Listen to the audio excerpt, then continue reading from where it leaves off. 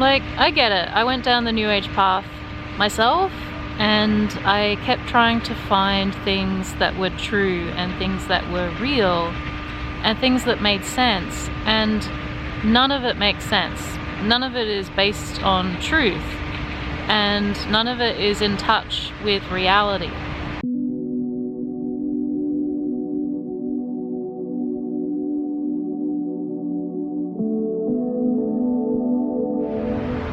Hi guys, welcome back to my channel. My name is Louisa. Apologies for the traffic noise. I'm in the middle of Launceston today, and it is freezing cold. Like, it's really cold. I don't know if you can see if you can see my breath, but I just wanted to do a quick video on how to deal with I guess New Age friends, because it can be really challenging, and you know, there are people that I have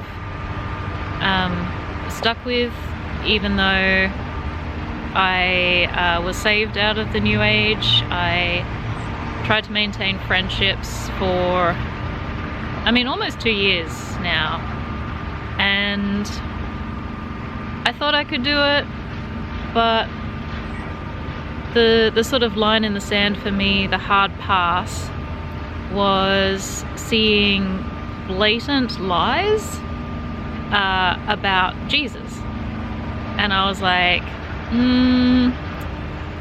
yeah, nah, like, that's not cool. Like, people can have whatever beliefs they want. Obviously I don't need to convince everyone that my perspective is right, but if they're actually lying and it's stuff that I can prove quite easily is a lie, then that's not good. Okay, so here's the Lord's Prayer according to Rick Archer, who I've never heard of. And he says, the Lord's Prayer translated from Aramaic directly into English, rather than from Aramaic to Greek to Latin to English. Obviously, he has no idea how Bible translations are done, because they are not done that way, which we will get to very shortly. He says, O cosmic birther of all radiance and vibration, soften the ground of our being and carve out a space within us where your presence can abide. Fill us with your creativity so that we may be empowered to bear the fruit of your mission. Let each of our actions bear fruit in accordance with our desire. Not yours, God, ours. Endow us with the wisdom to produce and share what each being needs to grow and flourish. Untie the tangled threads of destiny that bind us as we release others from the entanglement of past mistakes. Do not let us be seduced by that which would divert us from our true purpose, but illuminate the opportunities of the present moment. For you are the ground and the fruitful vision, the birth, power, and fulfillment, as all is gathered and made whole once again. And so it is.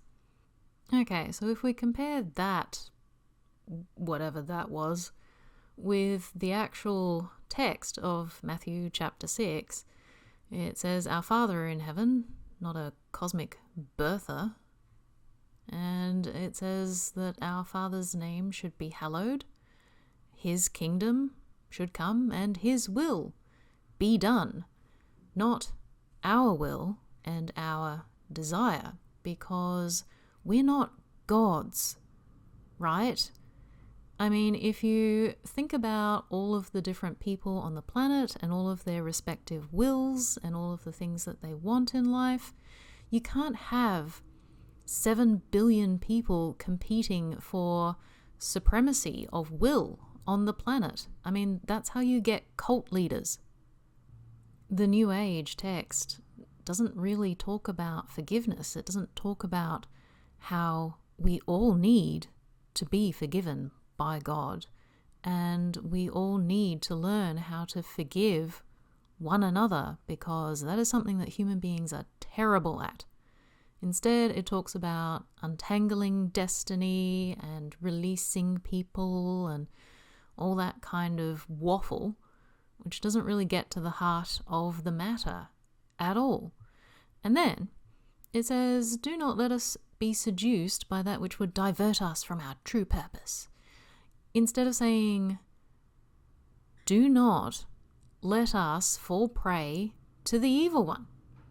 Because the New Age doesn't want to talk about Satan, because they actually worship Satan. If you actually have a look at people like Helena Blavatsky, she openly writes about how great Lucifer is and how wonderful he was in the garden, liberating humanity from morals. He also makes interesting allegations about how Bibles are translated into English, and those allegations are completely false. For a start, we don't have earlier Aramaic texts to Greek. Greek was the first text. And nobody translates from Greek to Latin and then into English. That would be absurd. They go straight from the earliest possible records of ancient Koine Greek. The Latin Vulgate, which was a Bible in the Middle Ages, that's not used for translating into English. That would be idiotic. So pretty much his entire post is full of absolute falsifiable lies. So this is Dr. Michael Heiser, who is a biblical translation scholar, and he's writing about the myth of an Aramaic original New Testament. So the New Testament was originally written in Koine Greek because that was the common written language of that day.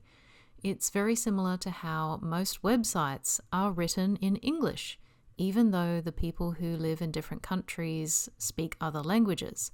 They predominantly publish on the internet in English because it's the most accessible language for most people. And that's what the New Testament writers did. They published their manuscripts so that the majority of people could read them. Christianity is not an occult religion. It's not hidden. It's revelation of God. This is the religion where God reveals himself, not where people have to fossick through a whole bunch of strange esoteric texts in order to figure out and puzzle out what might be going on. No, it's plainly written. And that's what biblical scholars did, what the scribes did. They wrote plainly about God, and they wrote it in the most accessible way possible.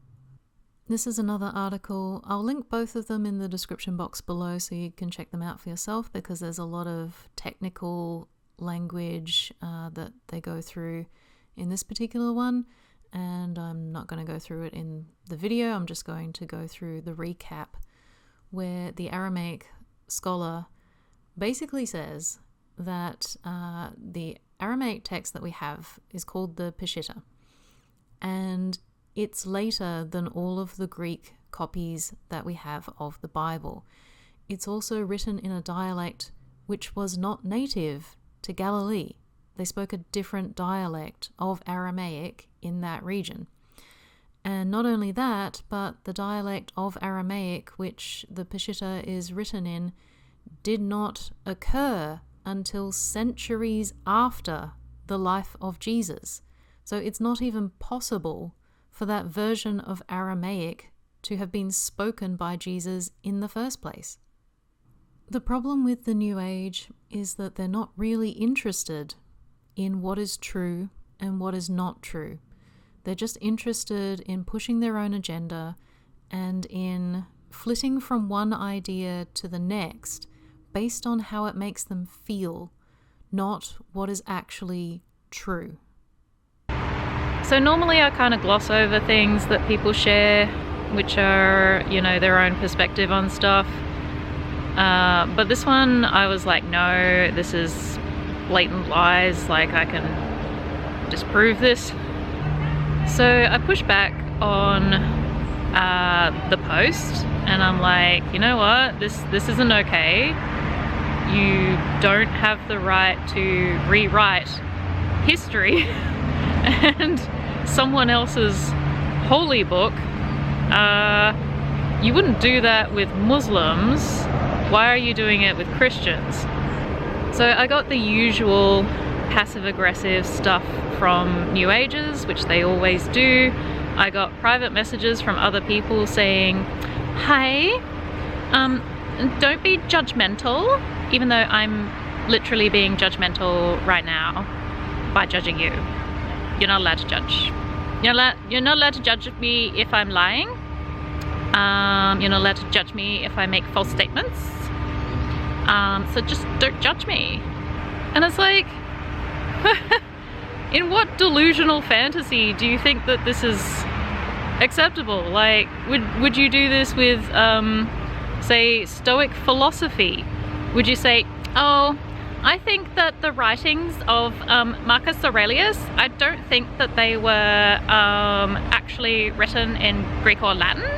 I think that they were written in like Sanskrit, and I believe that like Marcus Aurelius, he was actually a Hindu, and like I was on a trip one time on drugs, and like I had this hallucination that told me that like what he wrote is not what he wrote. So I like rewrote it, and now I'm going to publish this book and say that it was actually Marcus Aurelius that wrote this, and like you should all believe me because I totally hallucinated this, and my hallucinations are never wrong. And I'm like, what? Like, in all seriousness, if someone posted that on Facebook, that they were rewriting Stoic philosophy and it was going to be Hindu, you'd be like, are you high right now? Actually, that's a strong possibility in the New Age. They could be high.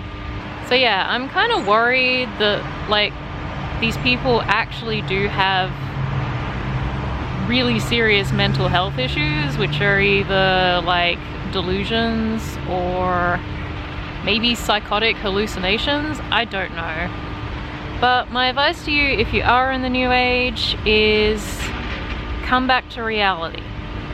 Like, come back to the real world, because you have seriously lost touch with reality.